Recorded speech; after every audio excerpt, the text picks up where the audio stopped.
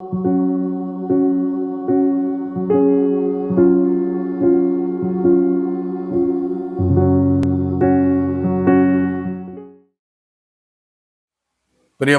யாவருக்கும் ஆண்டவராக இயேசு கிறிஸ்து நாமத்தில் அன்பு வாழ்த்துக்களை தெரிவித்துக் கொள்கிறேன். கர்த்தர் தாமங்கள் ஒரு தன்னுடைய நினைவின் பிரகாரம் வழி நடத்துவாராக. நாம் தொடர்ந்து தியானித்து வருகிற பிரகாரமாய் எல்லாருக்காகவும் கர்த்தராகிய இயேசு கிறிஸ்து இந்த உலகத்தில் இரட்சகராக வெளிப்பட்டார். அவர் ஒரு குறிப்பிட்டதான இனத்துக்கோ, ஒரு குறிப்பிட்டதான மதத்துக்கோ, ஒரு குறிப்பிட்டதானவர்களுக்கோ வரவில்லை. இயேசு கிறிஸ்து எல்லாருக்காக இந்த உலகத்தில் மனிதனாக வெளிப்பட்டார் என்பதை நாம் தியானித்து வருகிறோம். 1 கொரிந்தியர் 15ஆம் அதிகாரம் 21வது வசனத்தை வாசிக்கும் பொழுது, மனுஷனால் மரணம் உண்டானபடியினால் மனுஷனால் மரித்தோரின் உயிர் தெழுதலும் உண்டாயிற்று என்று சொல்லி பார்க்கிறோம். அப்போ ஆதாமின் நிமித்தமாய் வந்ததான மரணம் கர்த்தராகிய இயேசு கிறிஸ்துவினுடைய மரணத்தின் மூலமாக அவர் மரித்து உயிர் தெழுந்ததினாலே உயிர் தெழுதல் மனுஷனுக்கு அனுப்பப்பட்டதாக இருக்கிறது. மனுஷனால் மரணம் உண்டானபடினால் மனுஷனால் மரித்தோன் உயிர் தெழுதலும் உண்டாயிற்று என்று சொல்லி பார்க்கிறோம். எல்லாரும் ஆதாமுக்குள்ள மரிக்கிறது போல கிறிஸ்து இயேசுவுக்குள் உயிர்ப்பிக்கப்பட வேண்டும். ஆகினால்தான் இயேசு இந்த உலகத்தில் இரட்சகராக வெளிப்பட்டார். அப்போ இயேசு கிறிஸ்துவை விசுவாசித்து சொந்த இரட்சகராக ஏற்றுக்கொள்கிற அத்தனை பேரும் மரணத்தை ஜெயித்தவர்களாக மாறுகிறார்கள். ஏனென்றால் ஒரே மனுஷனால மரணம் உண்டானது, ஒரே மனுஷனால உயிர் தெழுதலும் உண்டாயிருக்குன்னு சொல்லி பார்க்கிறோம். அந்த உயிர் தெழுதல் உண்டானதான ஒரே மனுஷன் யார் என்று சொன்னால் கர்த்தராகிய இயேசு கிறிஸ்து என்று சொல்லி பார்க்கின்ற பிரியமான. ஆகினாலே இவர் எல்லாருக்காக இந்த உலகத்தில் மனிதனாக வந்து எல்லாருக்காகவும் சிலுவையில் மரிக்கிறதுக்கு தன்னை ஒப்பு கொடுத்தார் என்று சொல்லி பார்க்கிறோம். ரோமர் 5ஆம் அதிகாரம் 17ஆம் வசனத்தை வாசிக்கும் பொழுது, ஒருவன் மூலமாய் மரணம் ஆண்டு கொண்டிருக்க இயேசு கிறிஸ்து என்னும் ஒருவராலே ஜீவனை அடைந்த ஆழ்வார்கள் என்பது அதிக நிச்சயமாமே. ஒருவன் மூலமாய் மரணம் ஆண்டு கொண்டிருக்க, ஆதாமின் மூலமாய் மரணம் இந்த உலகத்தை ஆண்டு கொண்டிருக்கிறது. இயேசு கிறிஸ்து என்னும் ஒருவராலே ஜீவனை அடைந்து ஆழ்வார்கள் என்பது அதிக நிச்சயமாமே.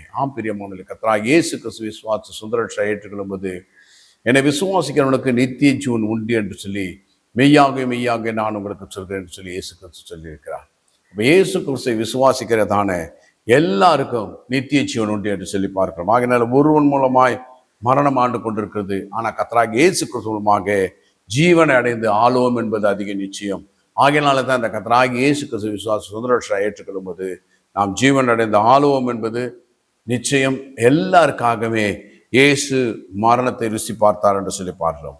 1 தீமோத்தேயு 2ஆம் அதிகாரம் 6ஆம் வசனத்தை வாசிக்கும் பொழுது, எல்லாரையும் மீட்கும் பொருளாக தம்மை ஒப்பு கொடுத்த மனுஷனாகிய கிறிஸ்து இயேசு என்று சொல்லி பார்த்தோம்.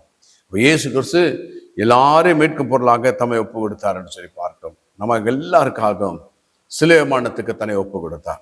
அவர் மரணத்துக்கு, சிலுவை மரணத்துக்கு முன்பதாக வந்த எந்திரியோ 2-3 மரணங்களுக்கு அவர் தன்னை ஒப்பு கொடுக்கவில்லை. ஆனால் சிலுவை மரணத்துக்கு மாத்திரம் தன்னை ஒப்பு கொடுத்தார்.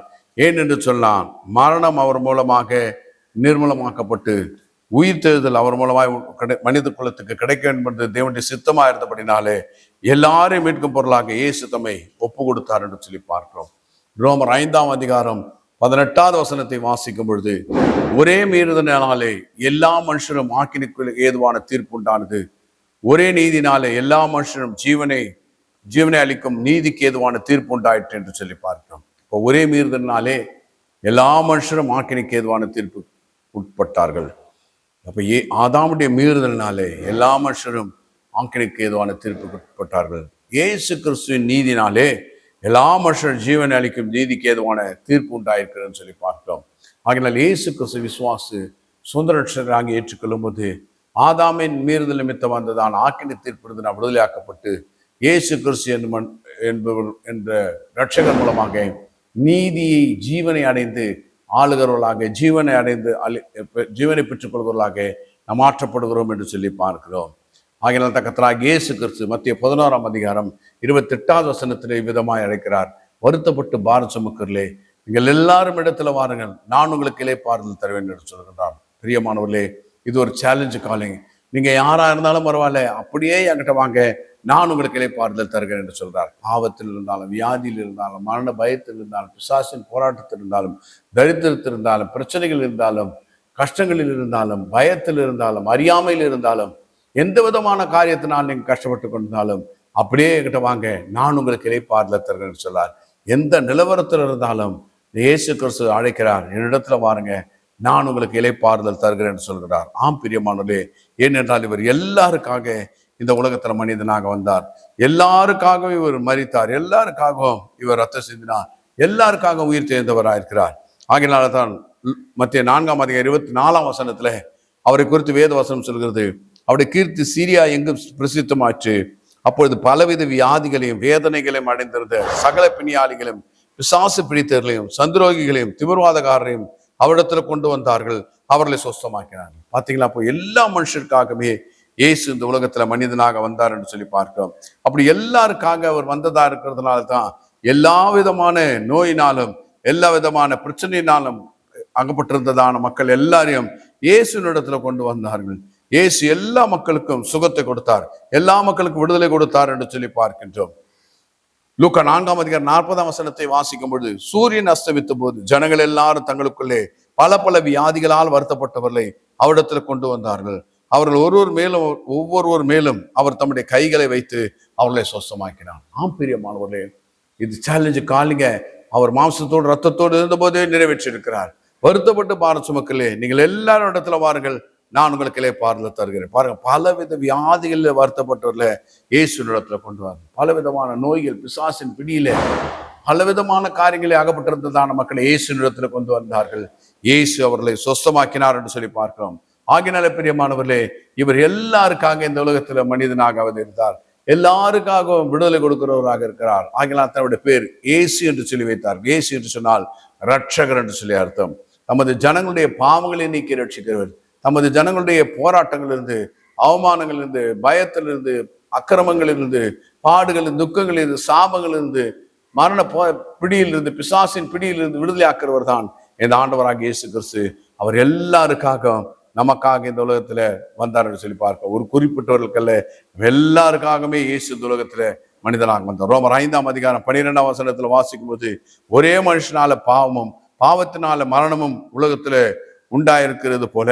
அப்போ ஒரே மனுஷனால பாவமும் பாவத்தினால மரணம் உலகத்தில் உண்டானது என்று சொல்லி பார்க்கலாம். அதனுடைய எதிர்ப்பதம் என்ன என்று சொல்லி நம்ம பார்ப்போம் என்று சொன்னால், ஒரே மனுஷனாலே பரிசுத்தமும் பரிசுத்தினால் ஜீவனும் இந்த உலகத்துல பிரவேசித்தது என்று சொல்லி பார்க்கலாம். எப்படி ஆதாமின் பாவம் பிரவேசித்து பாவத்தின் நிமித்தமாக மரணம் இந்த உலகத்துல வந்ததோ, கர்த்தராகிய இயேசு கிறிஸ்து மூலமாக இந்த உலகத்துல ஜீவன் உண்டாயிருக்கிறது, பரிசுத்தம் பிரவேசித்திருக்கிறது சொல்லி பார்க்கிறோம். ஆகையினால் தான் இயேசு கிறிஸ்துவின் ரத்தம் சகல பாவங்களை நீக்கி நம்ம சுத்திகரிக்கிறதா இருக்கிறது. நாம் நம்முடைய பாவங்களை அறிக்கையிட்டு தேவனிடத்துல மன்னிப்பை கேட்போம் என்று சொன்னால், அவர் எல்லா அநியாயத்தை நீக்கி நம்ம சுத்திகரிப்பதற்கு அவர் உண்மையை நீதி உள்ளவராக இருக்கிறார் என்று சொல்லி பார்க்கிறோம். ஆகினால பிரியமானவர்களே, இவர் எல்லாருக்காக இந்த உலகத்துல மனிதனாக வந்தார் என்று சொல்லி பார்க்கிறோம். 1 கொரிந்தியர் 15:22 வாசிக்கும் போது, ஆதாமுக்குள் எல்லாம் மரிக்கிறது போல கிறிஸ்துக்குள் எல்லாரும் உயிர்ப்பிக்கப்படுவார் என்று சொல்லி பார்க்கிறோம். ஆதாமுக்குள்ள மரிக்கிறது போல எல்லாரும் கிறிஸ்து இயேசுக்குள்ளே உயிர்ப்பிக்கப்பட வேண்டும் என்பது தேவனுடைய சித்தம். ஆகினால தான் எல்லாருக்காகத்தான் இயேசு கிறிஸ்து உலகத்துல ரட்சகராக வெளிப்பட்டார் என்று சொல்லி பார்க்கிறோம்.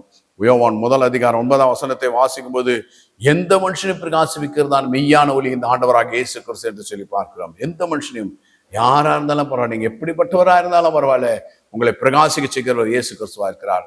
நீங்க இந்திய தேசத்தை சேர்ந்தவர்களாக இருக்கலாம், இங்கிலாந்தை சேர்ந்தவர்களாக இருக்கலாம், அமெரிக்கா சேர்ந்தவர்களாக இருக்கலாம், ஜப்பானை சேர்ந்தவர்களாக இருக்கலாம், நாட்டின் எந்த பகுதியை, பிலிப்பைன்ஸை சேர்ந்தவர்களாக இருக்கலாம், கொரியனை சேர்ந்தவர்களாக இருக்கலாம், எந்த நாடு வேணாலும் இருக்கலாம்.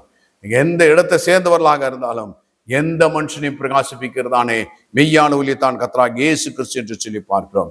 யோவான் 12:31 கர்த்தராகிய இயேசு கிறிஸ்து சொல்றார், நான் பூமியிலிருந்து உயர்த்தப்பட்டிருக்கும் போது எல்லாரையும் எந்த பக்கமா அழைத்துக்கொள்ளுன்னு சொல்றார். எல்லாருக்காகவே இயேசு உலகத்துல மரித்தார். எல்லாருக்காக மரித்தபடித்தான் எல்லாரையும் கூப்பிடுகின்றார். வருத்தப்பட்டு பாரம் சுமக்கிறே, நீங்கள் எல்லாரும் இடத்துல வாருங்க, நான் உங்களுக்கு இளைப்பாறுதல் என்று சொல்றார். யோவான் 11:50 ஜனங்கள் எல்லாரும் கெட்டு போகாதபடி ஒரே மனுஷன் ஜனங்களுக்காக மரிப்பது நமக்கு நலமா இருக்கும் என்று சொல்லி சொல்லப்பட்டிருக்கிறது. ஆம் பிரியமானவர், நம்ம எல்லாருக்காகவுமே நம் கெட்டு போகாது இருப்பதற்காக இயேசு நமக்காக இந்த உலகத்துல மனிதனா அவதரித்து நமக்காக மரித்து 3ஆவது நாள் உயிரோடு கூட எழுந்தார் என்று சொல்லி பார்க்கிறோம். ஆகினால் தான் யோவான் 3:16 சொல்கிறது, தேவன் தம்முடைய ஒரே பேரான குமாரனை விசுவாசிக்கிற நிவனோ அவன் கெட்டுப்போக்கால் நித்திய ஜீவனை அடைபடிக்கு அவரை தந்தள்ளி இவ்வளவாய் உலகத்தில் அன்பு கூர்ந்தார் என்று சொல்லி பார்க்கிறோம். அப்ப ஜனங்கள் எல்லாரும் கெட்டு போகாதபடி ஒரே மனுஷன் ஜனங்களுக்காக மரிப்பது நலமா இருக்கும் என்று சொல்லி அந்த நாட்டில் வந்ததான வேத பாடல பெரிய ஆளா இருந்தவர் கைமா என்பவர் சொல்கிறார் இவ்விதமாய். ஆம் பிரியமானவர்களே, அவர் தீர்க்கதரிசனமா இந்த வசனம் சொல்றார். அப்ப எல்லாரும் கெட்டு போகாது, நம்ம எல்லாம் கெட்டு போகாதபடி எல்லாருக்காகவும் இயேசு கிறிஸ்து மரித்திருக்கிறார். ஆகையால் தன் தேவன் தம்முடைய ஒரே பேரான குமாரனை விசுவாசிக்கிறவனோ அவன் கெட்டு போகால் நித்திய ஜீவனை அடைபிடிக்கி அவரை தந்தலி உலகத்தில் அன்பு கொண்டார். தேவனோ என்ற பதத்தை எடுத்து விட்டு யார் வேண்டுமானும் தங்களுடைய பேரை போட்டு வாசிக்கலாம். தேவன் தம்முடைய ஒரே பேரான குமாரனை விசுவாசிக்கிறதான இஸ்மாயில், தேவன் தம்முடைய ஒரே பேரான குமாரனை விசுவாசிக்கிறதான ஆபிரகாம், தேவன் தம்முடைய ஒரே பேரான குமாரனை விசுவாசிக்கிறதானே முருகன் கெட்டு போகால் நித்திய ஜீவனை அடைபிடிக்கி அவரை தந்தலி இவ்வளவா உலகத்தில் அன்பு கொண்டார். யார் வேண்டுமானால் உலகத்தின் எந்த பகுதியை சேர்ந்தவர்களாலும் இயேசு விசுவாசித்தால் கெட்டு போவதில்லை, நித்திய ஜீவன் உண்டு என்று சொல்லி பார்க்கிறோம். யோவான் 3:16 உலகத்தை ஆக்கினைக்குள்ளாக தீர்க்கும்படிக்கு தேவன் தம்முடைய குமாரனை அனுப்பாமல் உலகத்தை ரட்சிப்பதற்காக இயேசு அனுப்பினார். ஆகினாலே பிரியமானவர்களே, கர்த்தராகிய இயேசு கிறிஸ்து விசுவாச சொந்த ரட்சை ஏற்றுக்கொள்ளுங்க. எல்லாருக்காக அவர் மரித்தார், எல்லாருக்காக உயிர்த்தெழுந்தவராக்கார். அவரை விசுவாசிப்போம், நாம் எல்லாரும் ரட்சிக்கப்படுவோம். நாம் ஜெபித்து முடிப்போம். எங்களை அதிகமாக நேசிக்கிறதான பரிசுத்தமுள்ள பிதாவே, கர்த்தராகிய இயேசு கிறிஸ்து நாமத்தை சுமத்துகிறோம். எல்லாருக்காக கர்த்தராகிய இயேசு கிறிஸ்து இந்த உலகத்துக்கு அனுப்பினதுக்காக சோத்திரம். எல்லாருக்காக நீர் மரித்ததுக்காக சோத்திரம். இப்பொழுதும் நான் பூமியிலிருந்து உயர்த்தப்படும் போது எல்லோரும் பக்கமா இழுத்துக்கொண்டு சொன்னது போல பூமியில இருக்க எல்லா மக்களையும் உங்களுடைய பக்கமா இழுத்துக்கொள்ளும். இயேசு கிறிஸ்து நாமத்தை ஜெபிக்கிறோம் பரிசுத்தமுள்ள பிதாவே, ஆமென்.